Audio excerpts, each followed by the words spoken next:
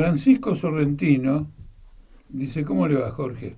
Quería preguntarle, ¿cómo es posible que la gente con 100% de inflación no salga a la calle masivamente?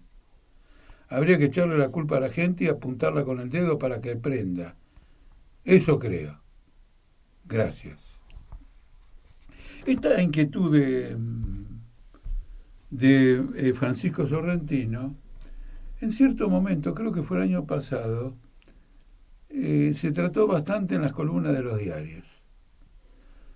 Decían que la crisis argentina era enorme, pero el sistema aguantaba.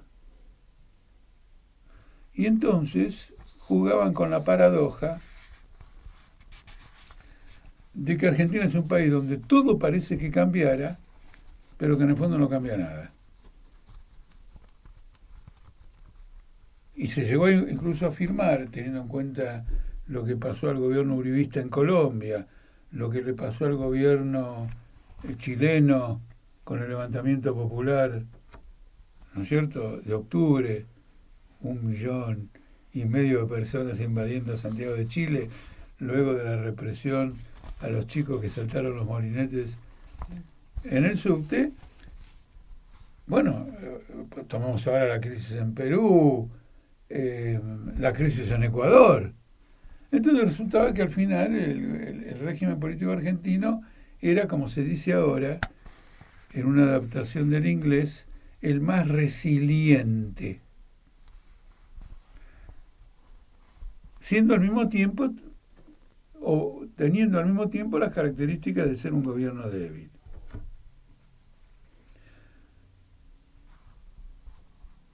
Si se toma este problema en forma completamente aislada, no hay una respuesta para esto y no es cuestión de apuntar a la gente absolutamente nada.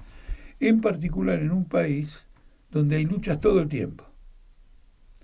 Es decir, que la gente no salga a la calle solamente se puede referir en concordancia, todo al mismo tiempo, pero en etapas sucesivas, en provincias, en la capital, etcétera, prácticamente no hay ningún sector del movimiento obrero que haya quedado al margen de una lucha. Probablemente el tema fundamental es, en primer lugar, que todo el mundo tiene una conciencia muy grande de la crisis existente. Y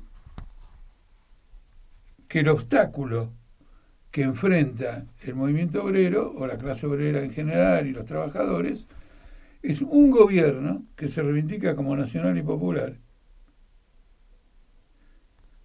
y una burocracia que dice que ella ha preservado los sindicatos.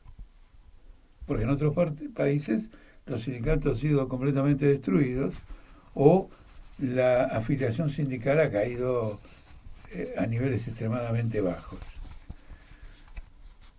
El gobierno aprovecha esto para decir que cualquier tipo de intervención generalizada, luchas, etcétera, sería funcionar al macrismo. En realidad lo único que funciona al macrismo es Cristina Kirchner y Alberto Fernández, que llevan adelante una política de ajuste, llegan a un acuerdo con el FMI, sacan presupuestos anuales adaptados al FMI, emiten más deuda para mejor sostener las ganancias parasitarias de los grupos capitalistas y operan como una transición para un próximo gobierno macrista. Es decir, que es necesario desarrollar en la clase obrera toda una madurez política sobre la inevitabilidad de un choque con los gobiernos capitalistas, incluso del peronismo, incluso o especialmente del Frente de Todos, y la necesidad de que eso ocurra. Ahora, ¿quién está impulsando ese desarrollo político? Porque ese desarrollo político, como dice acá, es que la gente salga a la calle masivamente. Y no que salga masivamente a votar un domingo.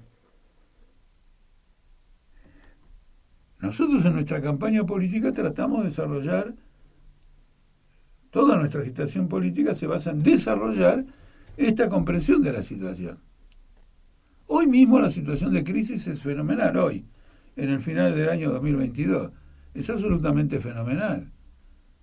Todavía tenemos que ver si esta crisis que se inició con la subida de los dólares paralelos es una situación transitoria especulativa o es el comienzo de una nueva corrida cambiaria. En la corrida cambiaria anterior, cuando cayó Guzmán, todo el mundo del oficialismo admitió que si es que esa corrida prosperaba, caía el gobierno. Bueno, lo dicen ellos. Nosotros jamás dijimos que de aquella corrida cambiaria iba a caer el gobierno. Ellos dicen que hubiera caído el gobierno. Si hay una corrida cambiaria ahora, es lo que podría perfectamente ocurrir.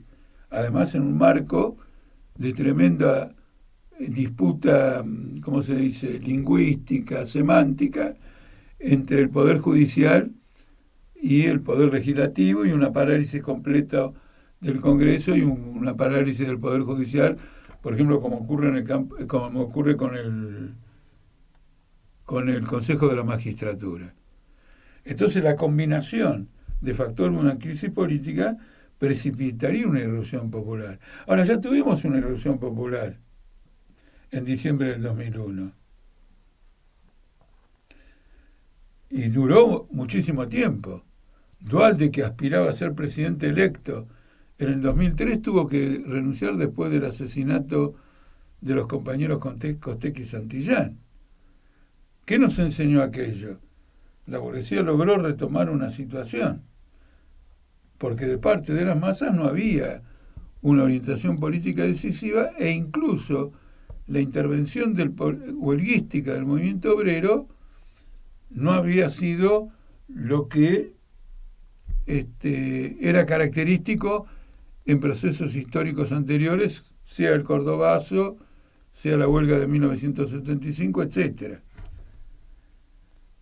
Por lo tanto, este tema de que salga a la calle es un tema que está planteado en la situación objetiva. Y los gobiernos están haciendo esfuerzos desesperados por evitarlo, estatizando todos los movimientos sociales posibles, sea en el campo de las organizaciones sociales como en el campo de los sindicatos. Hay tensión en todas las fábricas, y lo que mantiene el impas todavía son elementos extremadamente frágiles. El apoyo del Fondo Monetario Internacional, que desde el punto de vista concreto no significa todavía absolutamente nada, porque se limita a refinanciar una deuda que había contraído el gobierno de Macri y que no pueden pagar. Es decir, que estamos parados sobre el mismo lugar. Las contradicciones económicas son absolutamente brutales. Quiero decir lo siguiente: la irrupción de un pueblo no depende solamente de las circunstancias que agravan su situación económica. Hay un autor que una vez a mí me sirvió por lo menos de adolescente para entender esto, que se hizo la siguiente pregunta. El historiador se llama Godeschaux, creo que Jacques Godeschaux. Si me equivoco es en el primer nombre, pero no en el apellido. Que le agarré y se hizo la siguiente pregunta: ¿por qué en los 150 años anteriores a la Revolución Francesa no se produjo ninguna insurrección popular de las características que finalmente sería la Revolución Francesa, cuando había habido alrededor de centenares de levantamientos en un lugar o en otro, etcétera? Es decir, el tema era este: ¿por qué? ¿Qué es lo que llevó a que se que se produjera un factor de conjunto? Es decir, una crisis política arriba, una crisis abajo, una irrupción popular, un agotamiento de la paciencia, grandes iniciativas en el campo popular. ¿Qué factores llevaron? Esos son momentos únicos de la historia. Se preparan a través de fenómenos parciales, crisis parciales, choques, cansancio, deterioro. Pero la conjunción que va a llevar a un gran cambio de régimen, esa conjunción es absolutamente excepcional. Pero esas situaciones excepcionales son las que sirven para cambiar el rumbo ulterior de la historia.